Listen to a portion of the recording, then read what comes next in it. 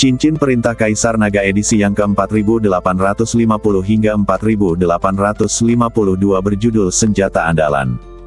Novel fiksi bela diri dan kultivasi berlanjut. Li Chunfeng sedang bertarung dengan hantu tua berjubah merah. Keduanya sangat cepat. Pada saat yang sama, kekuatan mengerikan membuat tanah Wuwang menjadi sebuah ilusi.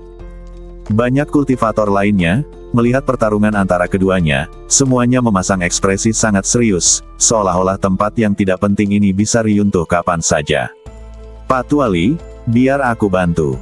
Melihat ini, Nan Batian pun berencana untuk menolong Li Chunfeng. Sebaiknya kau bertarung denganku. Pada saat ini, seorang lelaki tua berjalan keluar dari kabut hitam yang mengelilingi Ming Sao.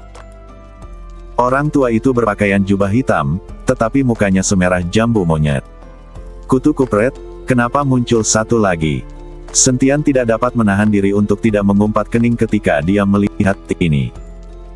Nan Batian menatap hantu tua berwajah merah itu dan sedikit mengernyit, lalu berkata, "Dasar kutu kupret, apa kau masih mau bertarung denganku?" Hantu tua berwajah merah itu tertegun, lalu menatap Nan Batian dengan kaget. "Hei, apakah kamu mengenalku?" "Tidak." Nan Batian menggelengkan kepalanya. "Jika kamu tidak mengenalku, bagaimana kamu tahu namaku?" Tanya hantu tua berwajah merah itu dengan bingung. "Siapa namamu?" "Bukan kutu kupret, kan?" Tanya Nan Batian. "Ya, nama saya Houding." Hantu tua berwajah merah itu mengangguk. "Semprut, itu hanya tebakanku. Berhenti bicara omong kosong. Aku akan membunuhmu. Aku masih harus membantu Laoli." Setelah mengatakan itu, Nan Batian meninju hantu tua berwajah merah itu. Kali ini, ilusi Wuwang Land menjadi lebih serius. Perkelahian terjadi di mana-mana di seluruh negeri Wuwang. Tuan Muda Ming menatap Sentian dengan jijai, dengan senyum tipis di bibirnya. "Di antara 4 hantu Gunung Ming, aku khawatir masih ada satu yang hilang." Pada saat ini, Lin Chong perlahan berjalan ke arah Sentian dan berkata kepada guru Ming di kejauhan. "Apa itu 4 hantu Mingshan?" Sentian bertanya. "Dikabarkan bahwa ada pegunungan lain di bawah Gunung Tianmo, dan pegunungan ini adalah Gunung Mingshan yang mengarah ke neraka. 4 hantu Gunung Mingshan adalah 4 pembudidaya iblis di Gunung Mingshan. Mereka berasal dari sekolah yang sama dan sangat kejam. Aku tidak menyangka bahwa mereka juga akan berada di bawah komando 4 dunia bawah." Lin Chong mengikuti Sentian untuk menjelaskan. 8 pendekar pedang Gunung Iblis, 4 hantu Gunung Dunia Bawah, 4 istana dunia bawah ini telah merekrut banyak orang kuat. Tidak heran Tuan Muda Ming ini masih sangat muda, tetapi dia terlihat sangat mengagumkan. Ternyata dia benar-benar hebat. Sentian memandang Tuan Muda Ming, dan baru saat itulah dia menyadari bahwa 4 istana dunia bawah begitu kuat. "Kaisar Lin, apakah Anda sendiri akan melakukannya juga?"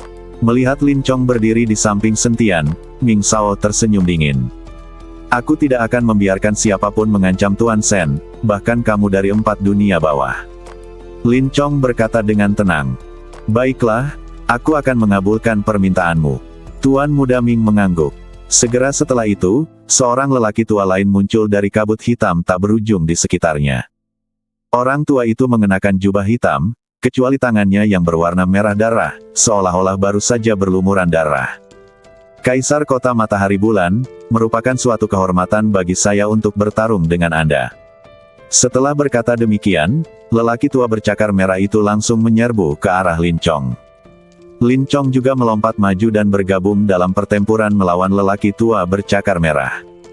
Sentian melihat sekeliling dan menemukan bahwa semua kekuatan di belakangnya sedang digunakan saat ini. Tuan Muda Ming berjalan perlahan menuju Sentian. Setiap langkah terasa lambat, tetapi dia tiba di depan Sentian dalam sekejap mata. "Semua orang mengatakan bahwa kamu adalah seorang jenius yang langka di dunia para dewa dan manusia, dengan bakat yang luar biasa. Aku ingin mencobanya. Tapi jangan takut. Aku bisa memberimu kesempatan untuk memanggil orang.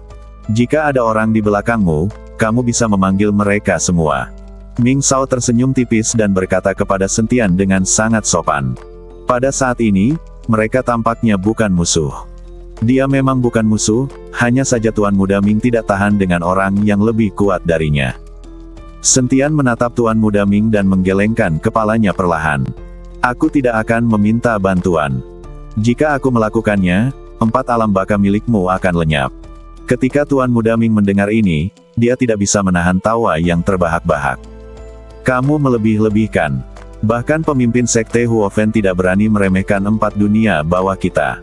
Apakah menurutmu 4 dunia bawah kita hanya memiliki 8 pendekar pedang Gunung Iblis dan 4 hantu Gunung Dunia Bawah? Tidak peduli apa yang kau miliki di 4 dunia bawah, jika aku meminta bantuan lagi, bahkan jika ada Daluo Jinxian, itu tidak akan dapat menghentikan takdir kehancuranmu. Lebih baik aku tidak meminta bantuan, kata Sentian. Baiklah, kalau kau tidak berteriak, aku yang akan berteriak. Setelah mengatakan ini, Tuan Ming perlahan mundur. Dalam sekejap, sosok Tuan Muda Ming menghilang dalam aura pembunuh yang gelap. Dan pada saat yang sama, seorang pria parubaya muncul dari kegelapan. Dia memiliki tanduk di dahinya dan tampak seperti unicorn. Sentian tercengang, menatap pria parubaya di depannya dengan tak percaya. Apakah kamu dari ras manusia binatang? Pria parubaya itu menggelengkan kepalanya. Ibuku berasal dari ras manusia binatang, dan sekarang darah klan iblis mengalir di badanku. Oh, kamu adalah ras campuran, kata Sentian ringan, tetapi tepat setelah dia selesai berbicara, Sentian tercengang. Dia ingin mengejek pria parubaya itu, tetapi dia lupa fakta bahwa ibunya adalah manusia dan ayahnya memang seekor naga. Dengan cara seperti ini aku tidak akan menjadi kutu kupret lagi. Semprul. Kau cari Mah Tei. Pria parubaya itu melotot dan langsung menyerbu ke arah Sentian. Menghadapi hal ini, Sentian tidak berani gegabah sama sekali. Dia mengayunkan pedang pembunuh naga di tangannya, dan pedang itu berubah menjadi cahaya pedang. Ledakan.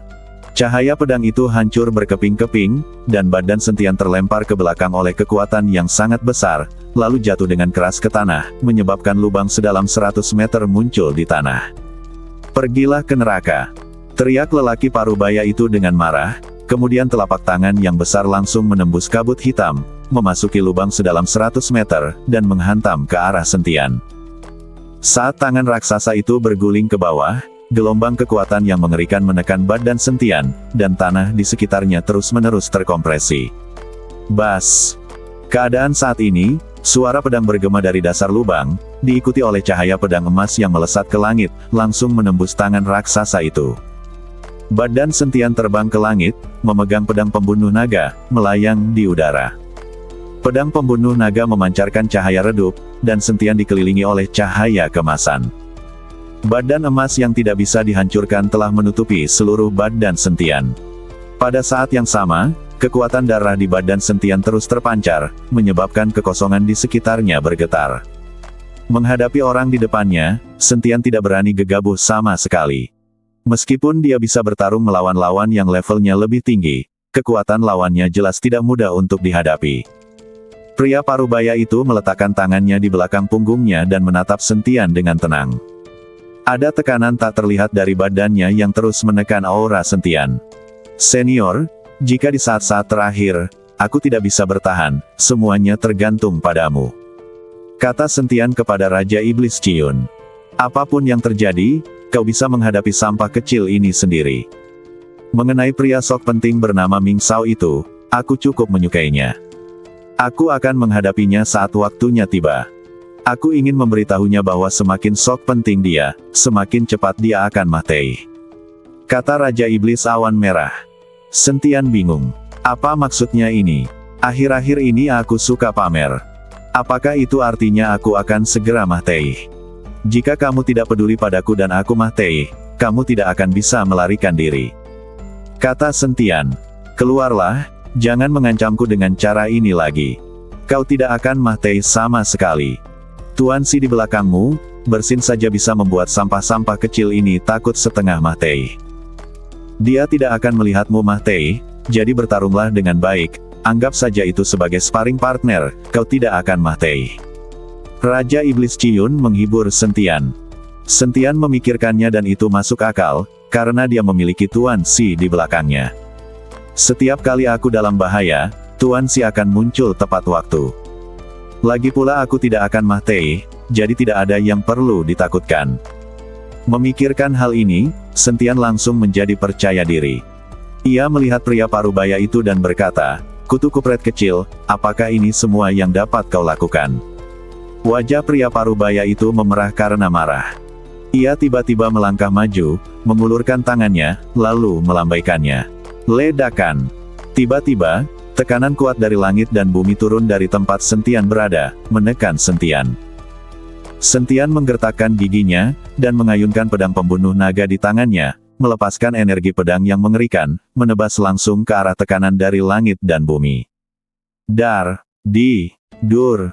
Tekanan dari langit dan bumi langsung terkoyak oleh energi pedang Sentian, dan langit dan bumi kembali damai.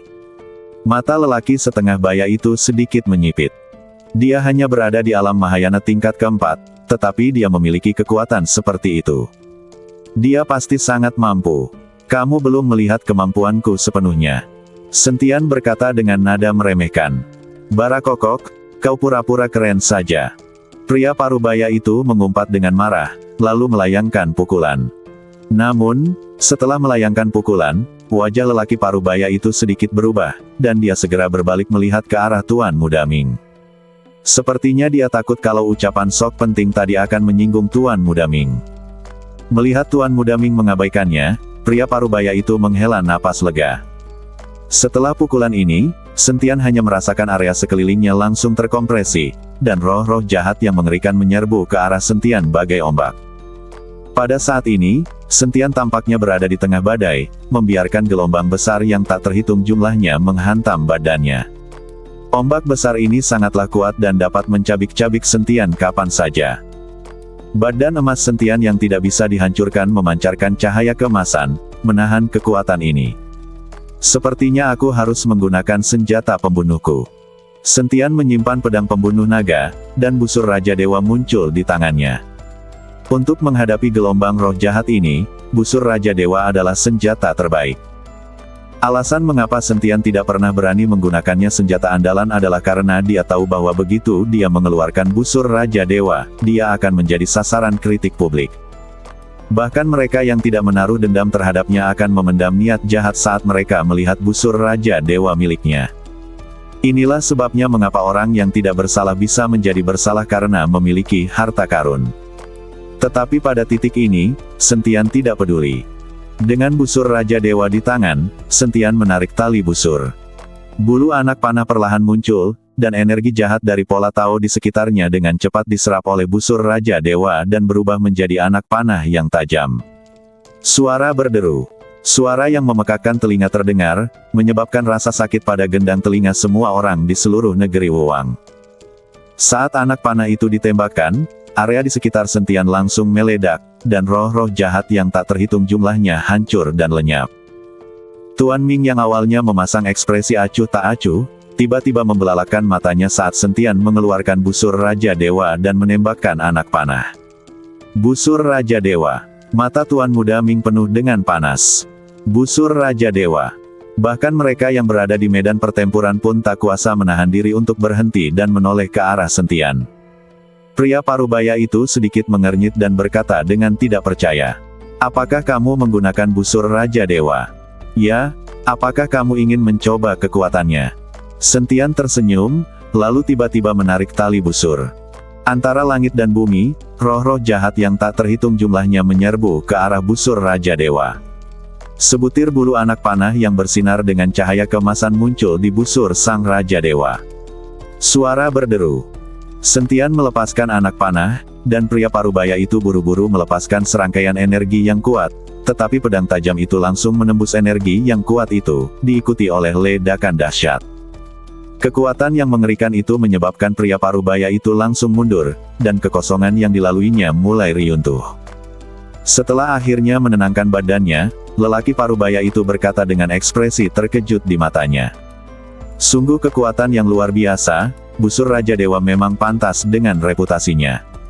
Setelah berkata demikian, lelaki setengah baya itu tiba-tiba berubah menjadi sinar panjang dan menghilang. Sentian juga melompat hampir pada saat yang sama. Mau lari. Sentian menarik busurnya dan menembakkan anak panah, dan anak panah itu melesat ke arah pria parubaya itu. Pria parubaya itu meninju keluar satu demi satu ki pelindung, dan bulu anak panah bertabrakan dengan ki, menyebabkan seluruh daratan Wuang Ri runtuh perlahan. Namun, setelah kekuatan ini mencapai tangga ke surga, kekuatan itu lenyap tanpa jejak dalam sekejap, dan area di mana tangga ke surga berada tidak terpengaruh sama sekali. Semakin berani pria parubaya itu dalam pertempuran, semakin banyak darah iblis di badannya yang keluar. Tetapi Sentian merasa sangat lelah. Meskipun busur Raja Dewa sangat kuat, setiap kali ditarik, busur itu menghabiskan terlalu banyak energi Sentian. Sentian menggertakkan giginya dan berjuang sampai sekarang. Jika dia tidak memiliki busur Raja Dewa, Sentian pasti sudah dikalahkan. Bersambung.